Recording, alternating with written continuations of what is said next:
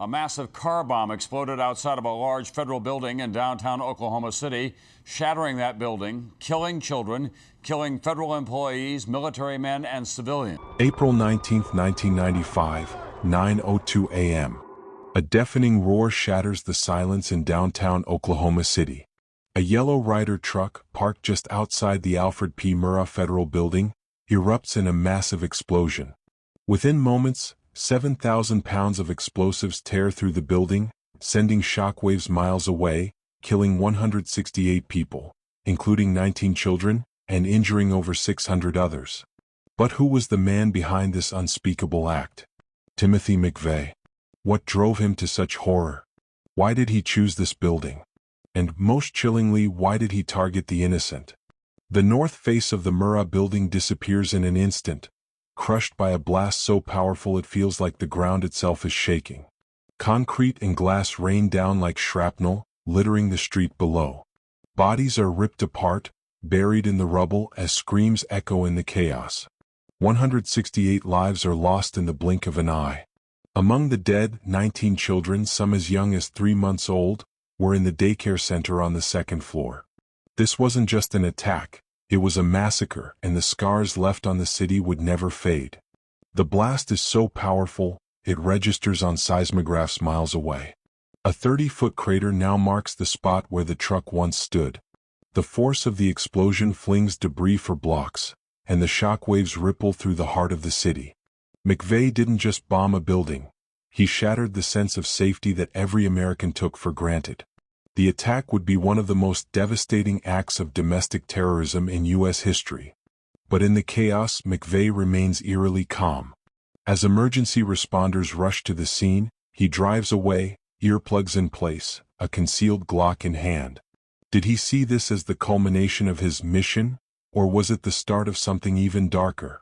What went through his mind in the moments after unleashing such destruction? What do you think drove McVeigh to carry out this bombing? Was it vengeance for past grievances, or did something darker push him to such extremes? Drop your thoughts in the comments below. Don't forget to like, share, and subscribe for more in-depth dives into chilling true crime stories. Timothy McVeigh didn't start out as a killer. He was just another kid from a small town. But what twisted him into a man capable of planning mass murder? Was it his upbringing, his troubled relationship with authority, or something deeper that slowly ate away at him, turning him into the bomber responsible for one of the deadliest attacks on American soil? Born on April 23, 1968 in Lockport, New York, Timothy McVeigh's early life seemed unremarkable. The second child of William McVeigh and Norrin Mildred Mickey Hill, he was raised in a modest, working-class home. But his childhood was marked by one significant event that would leave scars on his psyche forever. His parents' divorce in 1978. McVeigh stayed with his father in Pendleton, a small town outside Buffalo, while his mother took his 2 sisters and moved away. For McVeigh, the divorce marked the beginning of a sense of abandonment. His world grew smaller, and his relationship with his father, a factory worker who kept to routines, was distant. His emotional isolation deepened, and he began retreating inward, finding solace in books, particularly those focused on survivalism, guns, and self-sufficiency. It wasn't just loneliness that shaped McVeigh during these years, it was also his growing mistrust of authority. As a teenager, he started to feel disillusioned with society, questioning the fairness of the world around him. His interactions with teachers, peers, and even his father fueled a deep-rooted resentment. His troubled home life, combined with the environment of a small, insular town, planted the first seeds of distrust toward the government that would later grow into full-blown radicalization. By the time McVeigh reached his teenage years, something darker had begun to take root inside him. He became obsessed with the idea of survivalism, preparing for a world where the government could no longer be trusted. He started reading extremist literature, books that painted the government as the enemy. His growing fascination with firearms and ammunition led him to collect weapons, which he stored in secret. McVeigh began to see the world through a lens of intense distrust, especially toward the government. He saw the federal system as corrupt, manipulative, and out to control the lives of ordinary citizens. His time in high school as well as his college years was marked by growing anxiety about the erosion of personal freedoms and the overreach of government control. It wasn't just a case of teenage rebellion. McVeigh found solace in anti-government rhetoric. He felt betrayed by the very system he was supposed to serve. He saw the government as a tyrant, crushing ordinary people. This belief led him to a dangerous ideology that soon turned from mere words into the potential for violence. What made McVeigh take his frustrations from theoretical anger to real-world violence? How did he start connecting with others who shared his radical views? And most importantly, what pushed him from just talking about revolution to actually plotting one?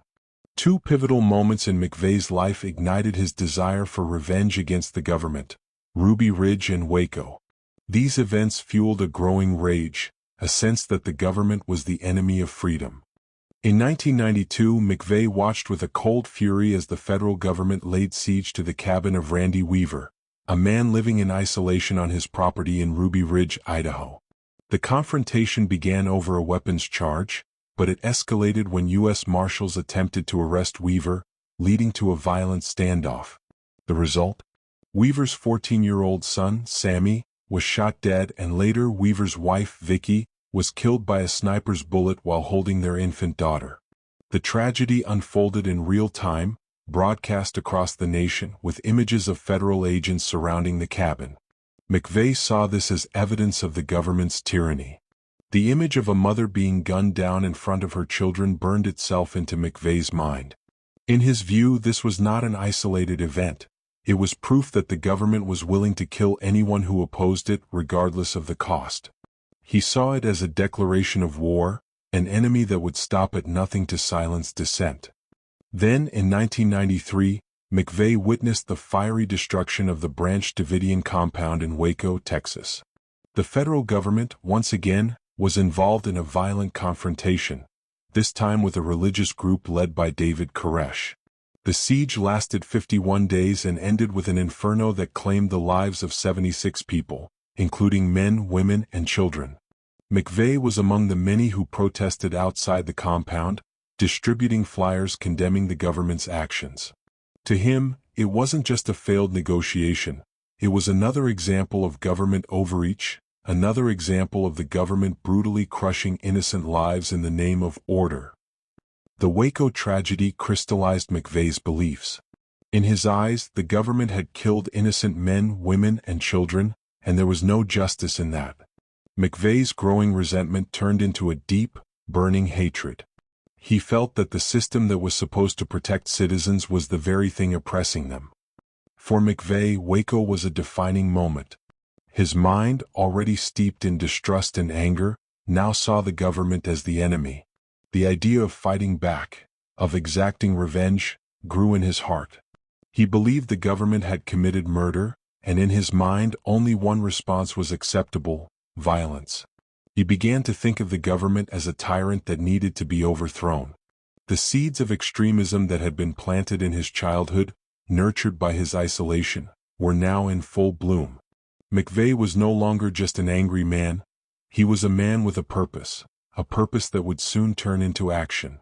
McVeigh's anger had reached a boiling point. But how would he transform this rage into action? What would he do next to strike back at the government? With the Waco siege still fresh in his mind, McVeigh began to take the steps that would lead to his most horrific act. The question now was, how would he execute his revenge? McVeigh didn't just feel anger at the government. He had found his ideological guidebook. The Turner Diaries, a novel glorifying violence and rebellion against the state, became his blueprint for revolution. It wasn't just a book to him, it was a call to action, an instruction manual for the war he felt was necessary against an oppressive government. The Turner Diaries depicted a violent uprising against the government, a world where a small group of patriots take a stand against an all-powerful, corrupt state. The book's central theme of using bombs and violence to tear down the system struck a deep chord with McVeigh. He saw in its pages not a fictional story, but a manual for revolution. The characters, their motives, their rebellion, it was all too familiar. McVeigh wasn't just reading the book, he was living it. Every day McVeigh pored over its pages. He saw the bombings, the destruction, and the violent resistance as a necessary part of dismantling the government. The novel glorified a lone struggle against government oppression, painting a world where violence was justified for the greater good. For McVeigh, it confirmed what he had already been feeling. The government had gone too far, and the only way to fight back was through force. McVeigh took the Turner Diaries with him wherever he went. It wasn't just a book, it was his gospel. He referenced it in conversations, quoted its passages, and found solace in its message of righteous violence. The more he read, the more convinced he became that the government was his enemy, and the revolution was his duty. McVeigh's growing radicalization didn't stop at just reading the book. It pushed him to take concrete action. The idea of using a truck bomb to target government officials wasn't a passing thought. It became the ultimate solution in his mind. The novel's use of bombs as tools of resistance resonated with McVeigh, who saw no other way to make his statement. He wasn't just angry anymore, he was emboldened, feeling justified in his actions. In McVeigh's eyes, a truck bomb was more than a weapon. It was a symbol of his rebellion. Just like the characters in the Turner Diaries who used bombs to strike fear into the government, McVeigh believed a truck bomb would send the message loud and clear. The government could no longer control the people. It was time to fight back, and McVeigh was determined to lead the charge. The Turner Diaries gave McVeigh the ideological justification he had been searching for. It pushed him over the edge. This wasn't about personal vendettas or isolated grievances anymore. It was about what he perceived as a righteous war against tyranny. He could no longer sit idly by, convinced that the government was beyond redemption. McVeigh had found his mission, and nothing was going to stop him from following through. The book's themes of revolution, justice through violence, and the destruction of an unjust system became McVeigh's mantra. He now saw his planned attack not as an act of terror, but as a necessary step in the fight for freedom. Every decision he made, every action he took, led him closer to carrying out what he believed was a mission of justice. But how would McVeigh take this theory into practice?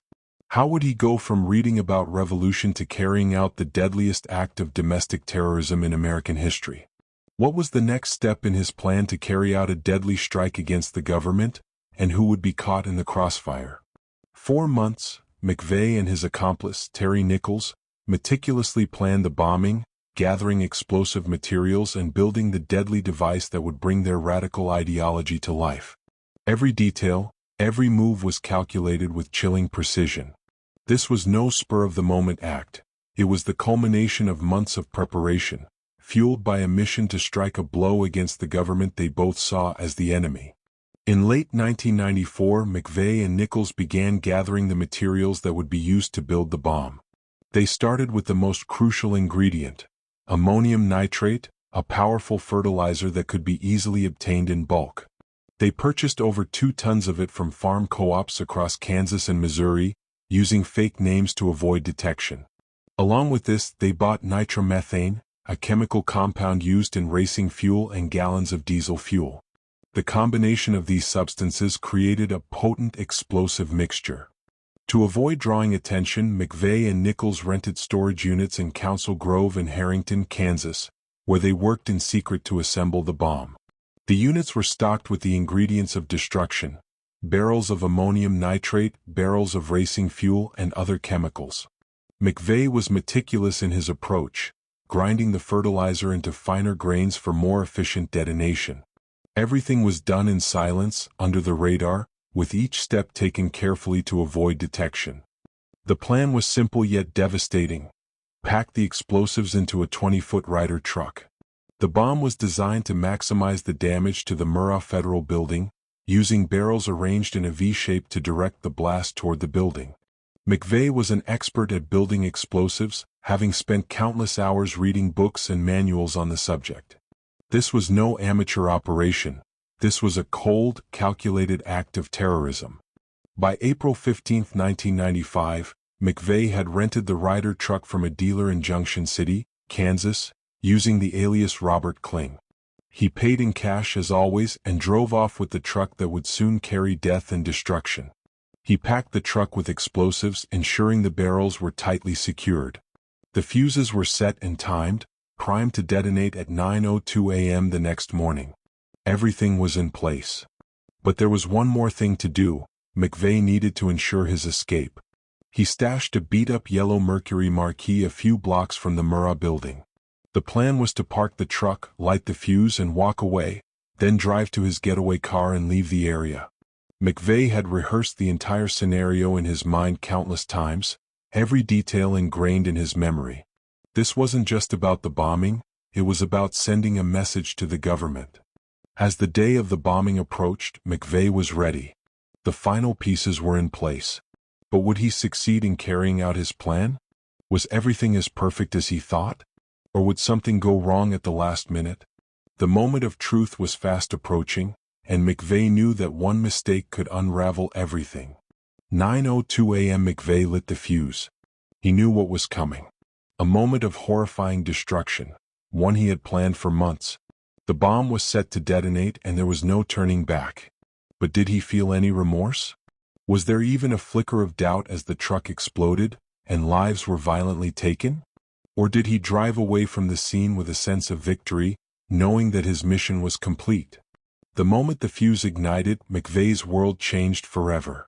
The blast was deafening, an explosion so powerful, it tore through the Alfred P. Murrah Federal Building in Oklahoma City, leveling it in seconds.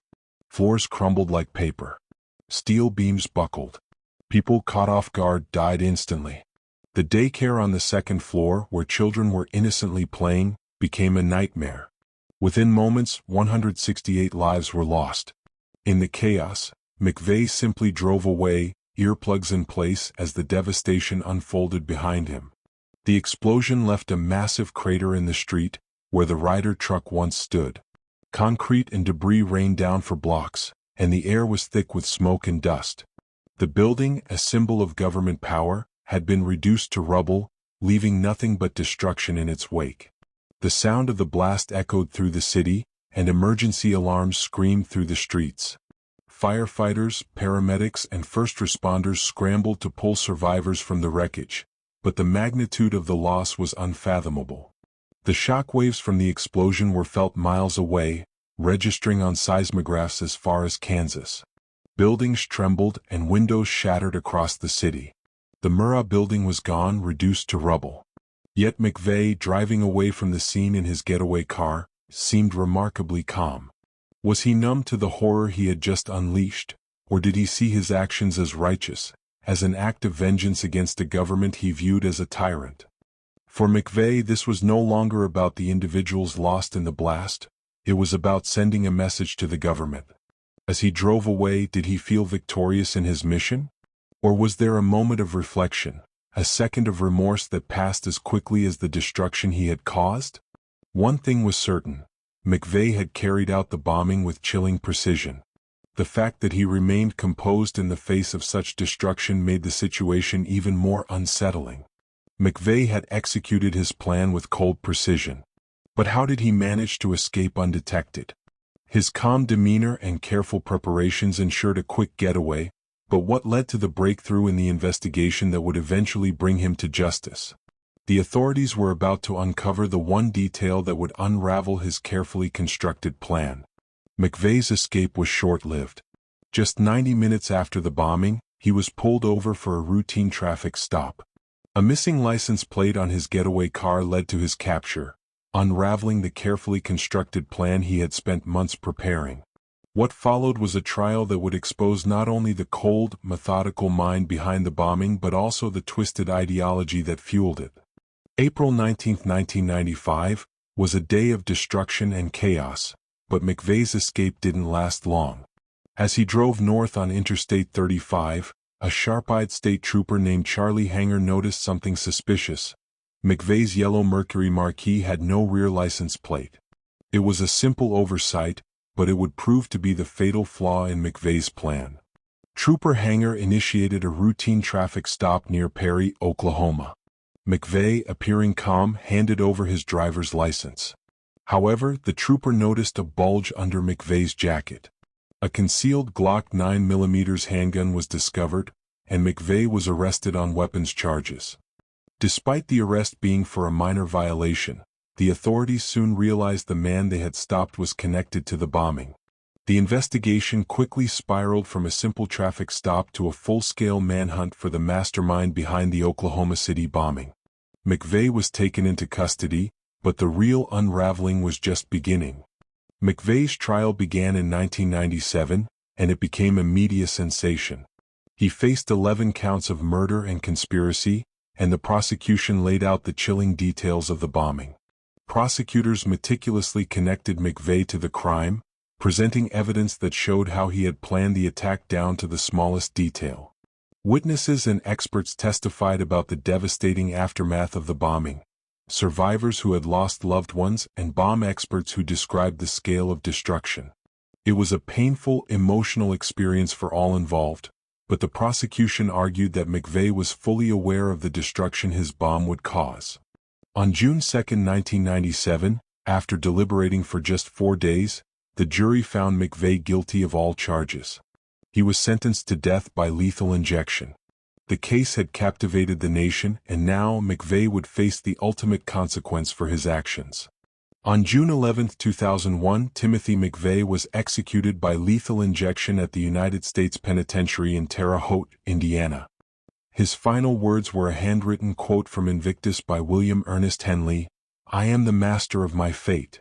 I am the captain of my soul."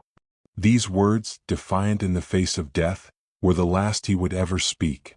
McVeigh's execution marked the end of his story, but questions still linger.